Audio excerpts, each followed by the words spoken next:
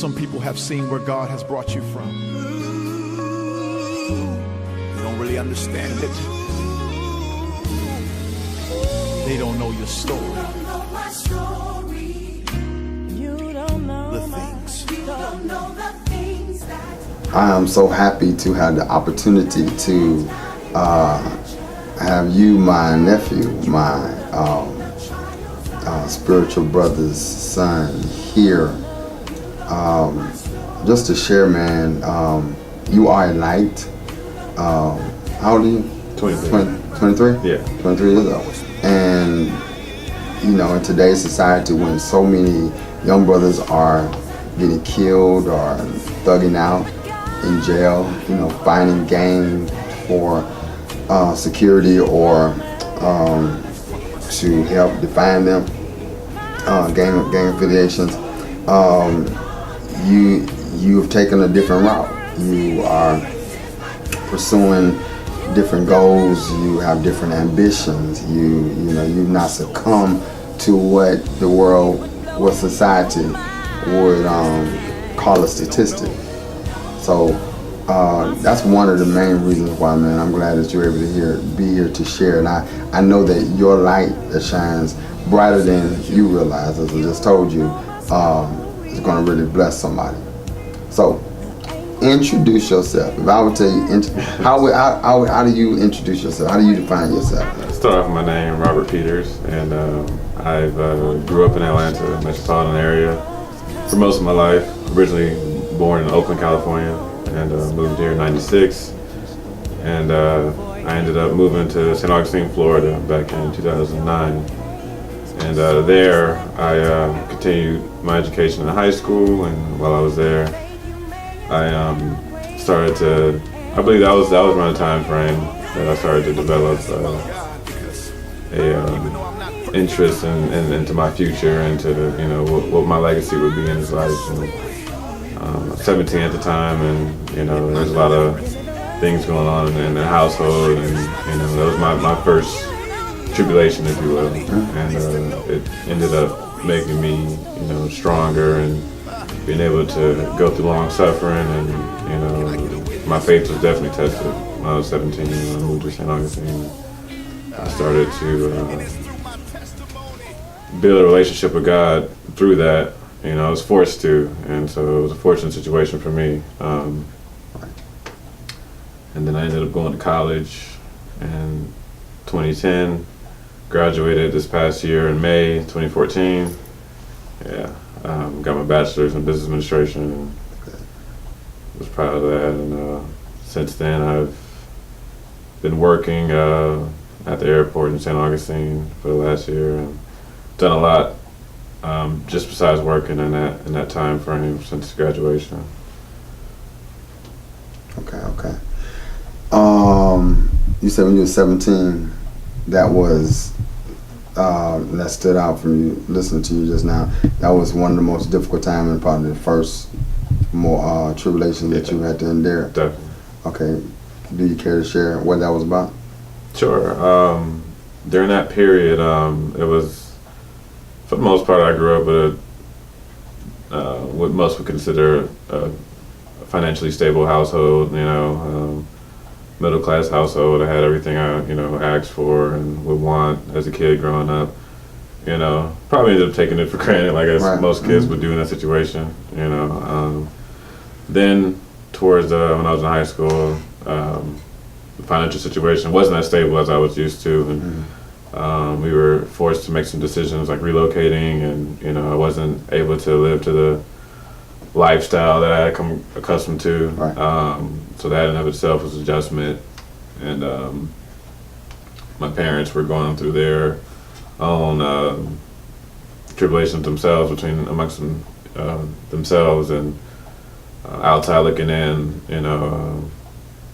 I think that in the moment I wasn't as affected as I thought as I was in reality, and at the end of it, it resulted in a divorce and a relocation to a whole different state. I had no friends. The living situation wasn't as stable as I was used to, and So it just really challenged my faith. And I started to, ask God, like, why am I going through this?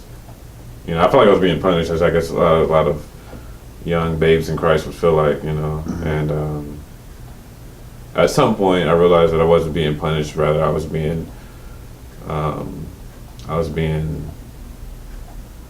built up. It's like I like the analogy of diamonds don't become diamonds until after they go through pressure of a lot of geological pressure over years and compression and I was looking at myself as a diamond. I had to go through something to become the man I am today. I like that. And that's when I made that realization, or God revealed that to me, kind of just showed me that if I'm going through all this tribulation, these trials, and if it's to this magnitude, then I must be my role in life through God must be equally proportional. I'm going to do something that significant in proportion to my struggles. And Wow. it was during that 17-year-old time frame that I gone through all that, in synopsis. That's how it was for me. So that's kind of was a turning point for me. Going through all of that at age 17, well, first of all, how long did that period last for you? Yeah, it started at 17. Right. It didn't end there. It was probably for 17 to, I don't know, maybe like 19. Right. Just before I started college. Okay. That consisted of, my parents' divorce. I was living with my mom. Probably lived in like, I don't know, 4 or 5 different locations, different households, living with people who just had a couch that I could sleep on, living in hotels, going to school throughout this entire process, trying to maintain, my friendships or with the new acquaintances that I had in high school at my new location in St. Augustine, and just all of that was going on in my junior and senior year. So probably a 2-year time frame that all of that took place, and a lot of growth, as you can imagine, took place in that same time frame. Dude, coming from y'all had like 5 bedrooms? Yeah, that was the peak of my lifestyle that I was living at before. And, it went from that to just, living in hotels. And, Right. In a matter of, months. Right. So that was, yeah. Yeah, and it's good hearing from your perspective, because a lot of times in listening to you, you seem to have a good take on things, but parents always have their own perspective. Sure. Because they have the weight, the weight of the family, the weight of whatever the tribulation is, and then the kids have a whole different perspective. Everybody's perspective is very important and is intricate to their development. Sure. So just listening to you, and I'm just trying to say, 17 years old.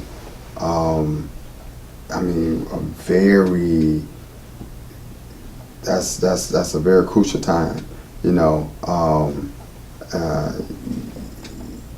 up out, getting ready to go into what they would call manhood, 18 and or out on your own kind of thing, and for you to feel like the rug has been taken up from up under your feet, or a whole new life has been thrown to you.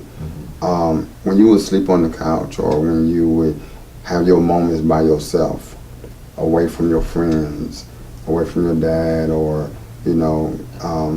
feeling like a babe in Christ who was being punished, what gave you comfort? What did you do to stay sane? Well, it wasn't all roses through that period. My relationship with God. I actually, legit went through periods where I questioned my faith. Like what is it that I believe in? Why if I was His child that He cared for so much, why am I going through this? And I don't know. I guess at some point I just I started to think. Naturally, I'm an optimistic person. Right. Even before all this, that's just my that's just the way God created me. I'm just a naturally a relentless optimist is what I like to call myself. Wow. That's what I love about you, though. And you know, almost to a fault sometimes. You know, it could look like it's about to rain and hail, and I'll be that one guy like, oh, you know, it's just a cloud. Right. It'll pass. It'll pass. Right. You know, 100% for precipitation chance. Right. You know, and I'm like, how did it pass? You know, I'm just naturally that kind of guy. You know, so I wasn't in a rut for long. Right. You know, thank goodness. And so I said, okay, you know, how can this be something constructive? How can this be, you know, something that I'm going to go through that's going to, you know, make me a better person? And then all of a sudden I realized that, you know, like this is a story. This is something that, you know, I can share with someone one day, if and when I come out of this. You know, this is something that, you know, could change lives. You know, if I share the same story that of something that, you know, my struggle, you know, my story, that could be the difference of someone, you know, coming to God. And you know, I can live by example, you know, and you know what a story it would be and what a story it is. I can tell you today, you know. And so when I made that realization, or God rather revealed that to me, you know, one thing I did start to do constructive. I started recording. I kept a journal. Okay, that's good. And that was kind of like my outlet, you know. And it wasn't a journal like, oh, today this happened. You know, it made me feel this way. It was more so one of those things where I just kind of had reflections on different aspects of life that I felt like I had a valid view on, and I would record them. And I did it pretty often during that 2-year period. Wow. And then I kept a journal. I still have a journal to this day, and that was something that I helped move me towards a more constructive way of all my struggles. I was still going through it, and God was still molding me, you know, and shaping me. But you know, at that point is when I started to say, okay, you know, this God must be setting me up to do something major in this world if I'm going through this major of a tribulation. What made you think that, though? I mean, is it just your natural being of being optimistic? Was it your faith? What made you think God must be up to something? I'm trying to think good? of what the trigger was. I mean, it was a combination of those things, obviously. Right. I don't know. I think Because you kept hope. I did. I remember there were times through a situation I was living with my living with at the time. I think me and my mom was living with my sister's mother-in-law.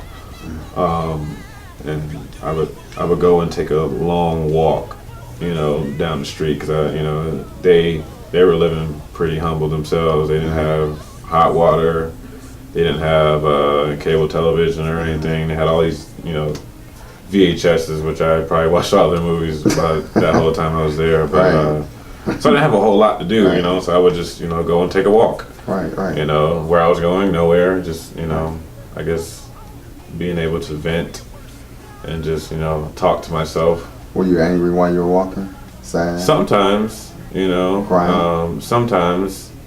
Yeah, I cried numerous times during that whole situation, especially early on. You know, I think that, I don't know. I think if I was to say what was a trigger, it was just, I think, the realization that, you know, I know that, you know, I'm not perfect by any means, but I live an upright life, you know, and I'm not just saying that, you know, just as a Christian. There's certain demons that people fight, you know, to live right and live righteous, that I don't even have to fight. You know, thank goodness that, you know, I was raised in the way I was, and those temptations I don't have, you know, and I'm a generally nice person, you know, aside from my Christian faith. You know, that's just, you know, what I am. I mean, I guess who am I to separate the two? But nonetheless, you know, I just, you know, I care about people genuinely, and I'm a nice person. So I guess what I'm trying to say is, you know, that naturally kind of got me thinking that, you know, someone like myself, God wouldn't punish. You know, He just wouldn't do that. You know, it's not like, you know, I do even to this day recognize that, you know, for everything that you do, there's a consequence for it, good or bad. You know, and I didn't feel like I sowed a lot of bad seeds to reap what I was reaping at the time. So I'm like, I think that realization that, you know, if it wasn't me being punished, then this must be, you know, something that I just have to make it through. You know, and I think that was, you know, I'm sorry, I can't put an actual date or particular instance, but whenever that took place, that I realized that, you know, I'm not being punished, that this is something that's gonna make me better. Do you feel you took it personal? Because I know you make reference a couple of times as far as being being punished by God. So it sounds like something in there that, as if you probably took it personal. Did you feel you was at fault? Do you feel like you did or said something? Do you feel like, why would you think that you were being punished, being the kind of person that you are? You know, a good seed sower. Yeah. Did I ever take it personal? I think naturally there were instances where I did, only because, you know, although I'm a good, you know, you quote, good seed sower, you know, which I agree with. Yeah. I'm critical of myself of a lot of things, you know. I'm a borderline perfectionist, you know, and the way I present myself, and so naturally, you know, I can be a little rough on myself in terms of, you know, judging myself, saying like, oh, I could have did that better, I could have did this better, you know. So I did go through a phase of you know, critique and thinking that, oh, this, you know, maybe God is punishing me because I, you know, didn't do that right or could have done this better, or because of what was going on in your household. Yeah, well, because it was affecting me pretty directly, even though it was, you know, I couldn't afford to do the things that I, you know, literally couldn't afford to do the things that I was normally accustomed to doing. Right. You know, hanging out with friends, going to, you know, $20 to go to the mall, just because even little pleasures like that was not part of my life any, you know, just like that, you know. Right. And No it was, warning. yeah, you know, granted, you know, some people would say, you know, me being a little bit older, I could say that, you know, I could have read the tea leaves and been able to see that, yeah, things were getting different, you know, things were getting a little tight around the house, things of that nature. But I didn't know it to the point where, like, we were losing the house, that we were in a 5-bedroom house that I, you know, was living in and had all these luxuries, and it just was gone. So I think that I took that personal, that, like, you know, well, why is it, you know, granted, I was the only kid in the household at the time. Right. My sister had gone on to live with her husband. So, you know, it's like, why is it, you know, why me, you know? Yeah, I definitely did go through that because of everything that was going on. It did directly affect me. Yeah, and that's usually what happens, that we think about how things affect us. I know from growing up myself with my parents in the house, but a lot of things that took place in the house, I have a different perspective. And I think, you know, but it's because that's that part of my life and how it affected me, or how it impacted me.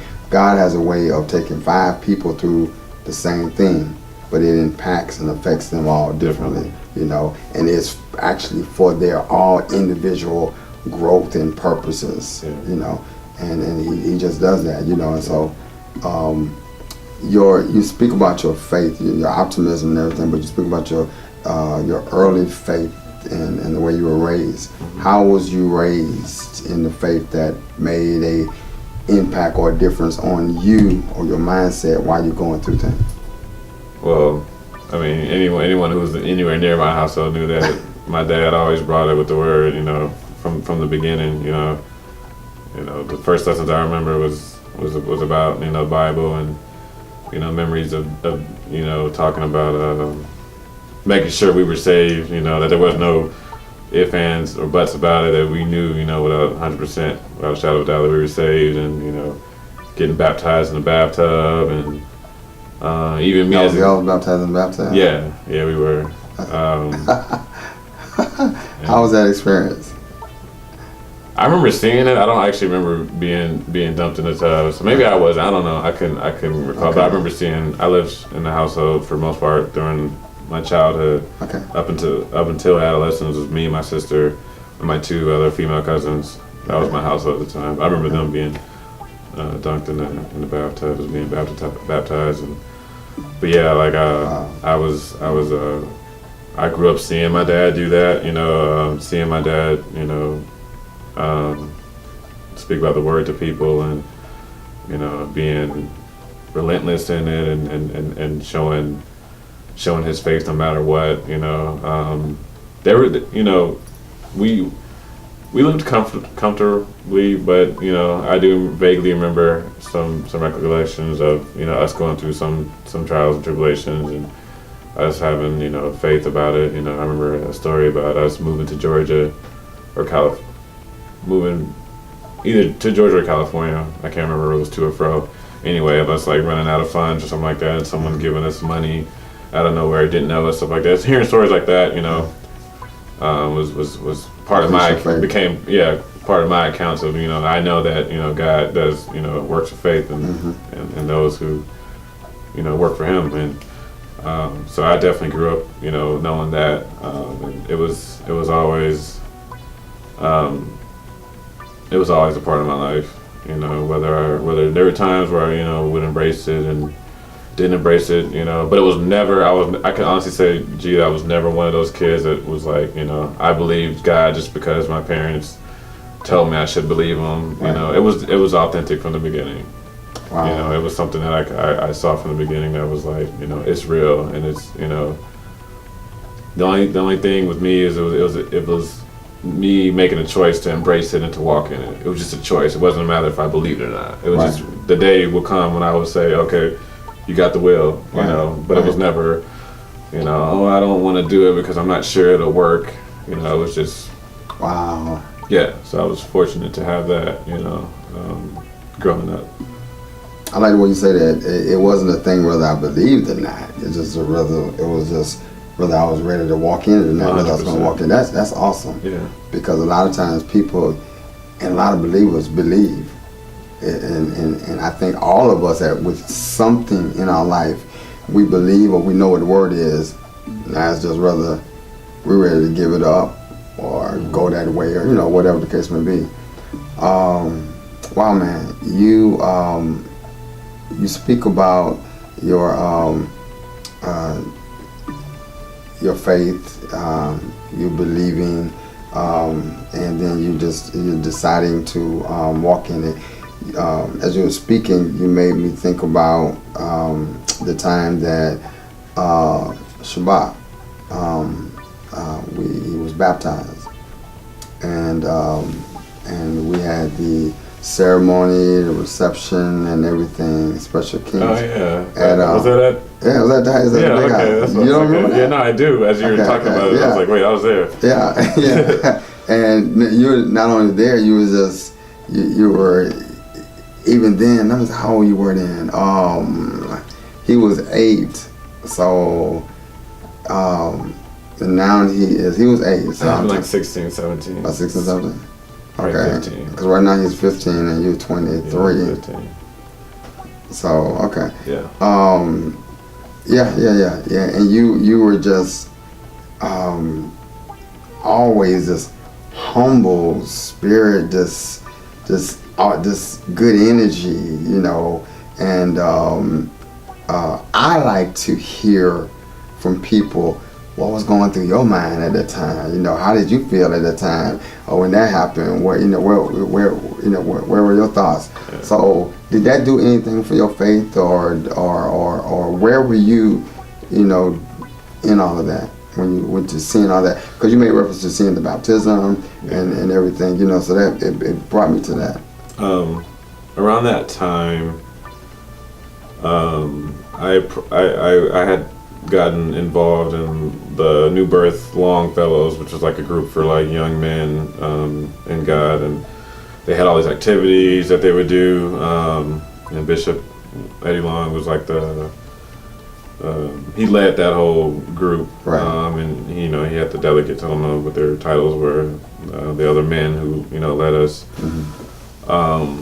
And that time I met like a lot of the boys who were in that Longfellows group. That was like my first fellowship with young men of God. Right.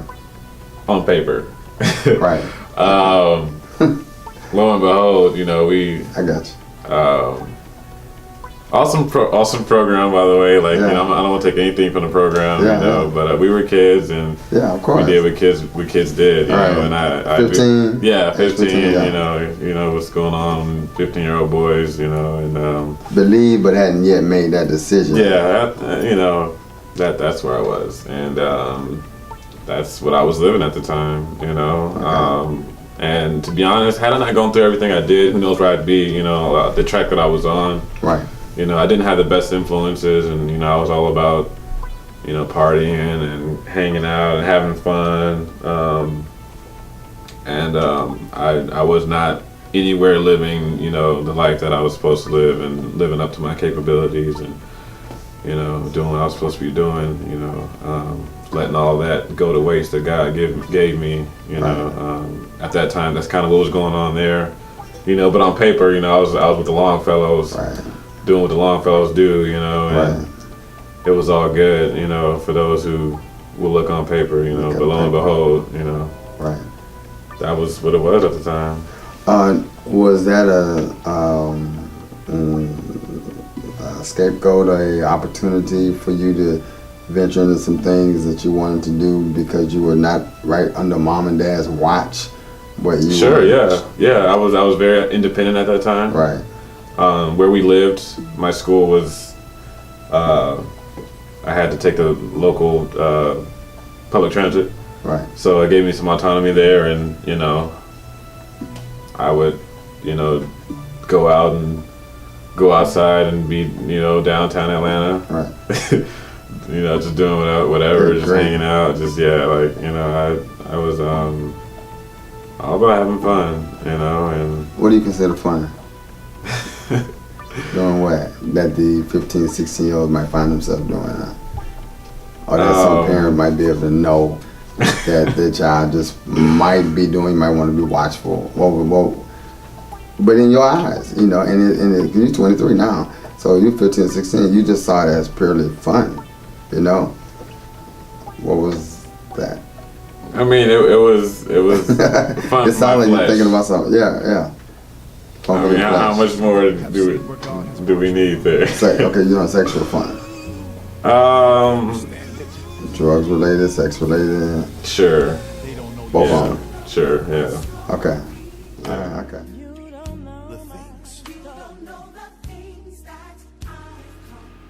I must say I've enjoyed this interview with Robert Peters. You have yet to see the rest of this riveting, transparent young man as he shares his story. I'm telling you, every young person needs to see this story. Every parent needs to see this. Stay tuned, to be continued. More from Robert Peters, aka Bobby, here on You Don't Know My Story. This is your host, Pastor G.